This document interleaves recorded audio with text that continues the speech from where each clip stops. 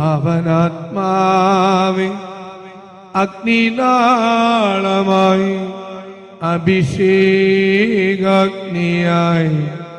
എഴുന്നള്ളുക. വരിക, വാഴുക. ആത്മാവിൻ മാധുര്യമേ, വെളിവിൻ കതിരേ, ആത്മാവിൻ തണുപ്പേ,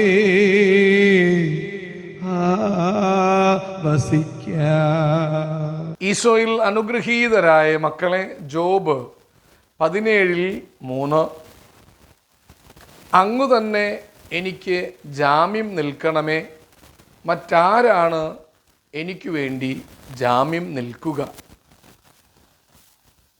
നമുക്കറിയാം, ഇന്ന് കോടതി കയറി ഇറങ്ങുന്ന ആളുകൾ ജീവിതത്തിൻ്റെ ഏതേത് മേഖലയിൽപ്പെട്ടവരും കോടതി കയറി ഇറങ്ങുകയാണ്.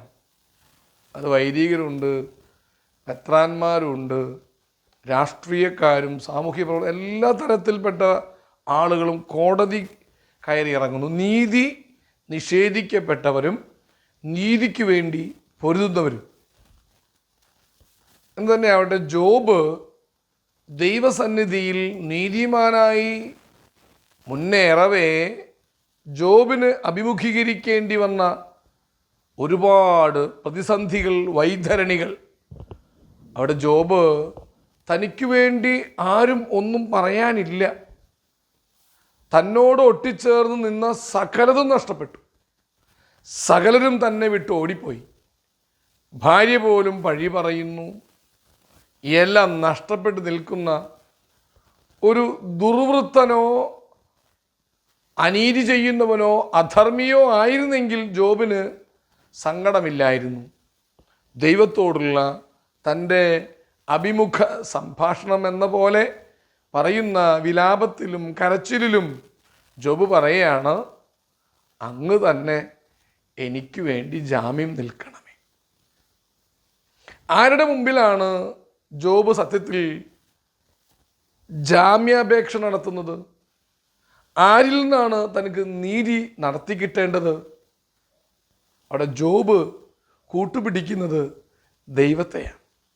ഒരു ജഡ്ജിനോട് പറയുകയാണ്, ഒരു സാധാരണ മനുഷ്യൻ എൻ്റെ കോടതി വിധിക്ക് വേണ്ടിയിട്ടുള്ള ന്യായാന്യായങ്ങൾ പരിഗണിക്കുമ്പോൾ അങ്ങ് ന്യായാധിപനെ, അങ്ങ് എനിക്ക് വേണ്ടി ജാമ്യം നിൽക്കണമേ.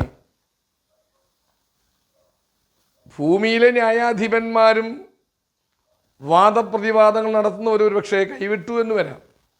പക്ഷേ ജോബിനെ ദൈവം കേൾക്കുന്നു.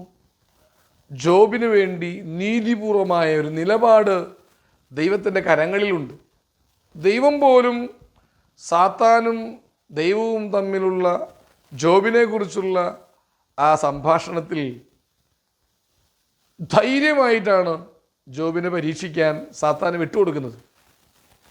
അവിടെയെല്ലാം നീതിപൂർവ്വം നിന്ന് ജോബിൻ്റെ ഒരു പ്രാർത്ഥനയുണ്ടല്ലോ, ദൈവം തന്നു, ദൈവം എടുത്തു, ദൈവത്തിന് നാമത്തിന് മഹത്വം ഉണ്ടാകട്ടെ. ആ ദൈവത്തോടാണ് പറഞ്ഞത്, അങ്ങ് എനിക്ക് വേണ്ടി ജാമ്യം നിൽക്കണേ, എനിക്ക് വേണ്ടി എൻ്റെ നീതിയും ന്യായവും ബോധ്യപ്പെടുത്താൻ അങ്ങുണ്ടാകണമേ.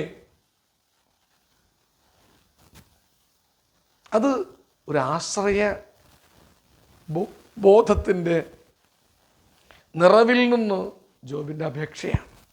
പിന്നെ അങ്ങല്ലാതെ അതെ ആരാണ് എനിക്ക് വേണ്ടി ജാമ്യം നിൽക്കുക? വേറെ ഒന്നിലേക്കും വേറെ ആരിലേക്കും കണ്ണും നട്ട് നിൽക്കാൻ എനിക്കില്ല, അങ്ങു മാത്രമേ ഉള്ളൂ എന്നുള്ളൊരു ആത്മാവിൻ്റെ വിശ്വാസവും പ്രതീക്ഷയും പ്രഘോഷണവുമാണ് ജോബ് നടത്തുക. നമ്മുടെയൊക്കെ ജീവിതത്തിൽ നമ്മൾ കാണുന്നു ആത്മഹത്യകൾ, മദ്യത്തിനും മയക്കുമരുന്നിനും അടിമപ്പെട്ടവർ, കുടുംബകലഹത്തിൽപ്പെട്ട് അന്യബന്ധങ്ങളിലേക്ക് പോകുന്നവർ, നിരന്തരം തകർച്ചയുടെ മുഖങ്ങൾ കാണുന്നു. ജോബ് ഒരു അന്യായ മാർഗത്തിലേക്കും പോയില്ല. ദൈവത്തെ ആശ്രയിച്ച് ദൈവത്തെ മഹത്വപ്പെടുത്തി നിന്ന ജോബിനെ നമുക്ക് മാതൃകയാക്കാം. നമ്മുടെ ജീവിതത്തിലും പ്രതിസന്ധികളും വൈതരണികളും നമുക്കും കടക്കേണ്ടി വരും. അവിടെയൊക്കെ ദൈവത്തെ കൂട്ടുപിടിക്കുക. ഹല്ലേലൂയ. Ave Maria. ആമേൻ.